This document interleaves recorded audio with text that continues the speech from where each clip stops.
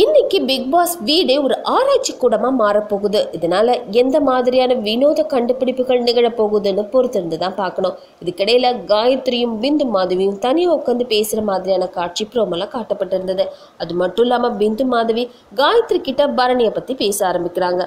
நீங்க ஏன் Bharani compound wall ஏறி குதிச்சு வெளியில போக முயற்சி பண்ணப்போ தடுக்கலன்னு கேட்க, உடனேயே காயத்ரி சீன் கிரியேட் பண்ணணும்னு பரணி செய்ததால நாங்க போய் தடுக்கலன்னு சொல்றாங்க. ஆனா வெளியில இருந்து பாக்குற எங்களுக்கு அப்படி தெரியலையேன்னு பிந்து மாதவி சொல்ல, காயத்ரி மொழின்னு முடிக்கிறாங்க. ஏன்னா ஆடியன்ஸ் என்ன நினைச்சிருப்பாங்கன்னு இப்பதான் யோசிக்க தொடங்குறாங்க காயத்ரி.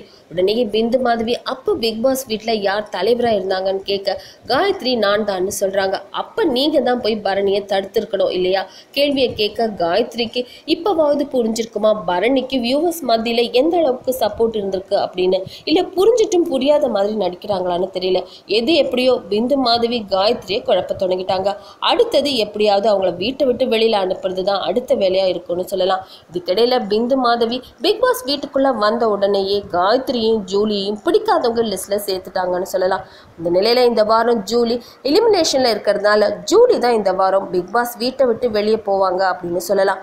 ஜூலி தான் இந்த வாரம் பிக் பாஸ் வீட்டை விட்டு எலிமினேட் ஆகி போக போறாங்க அப்படின்னு நீங்க நினைச்சா உங்களோட கமெண்ட்ஸை உடனேயே சொல்லுங்க. கூடவே லைக் ஷேர் இதெல்லாம் பண்ணிட்டு ஞாபகமா NET TV4 சேனலையும் சப்ஸ்கிரைப் பண்ணிடுங்க.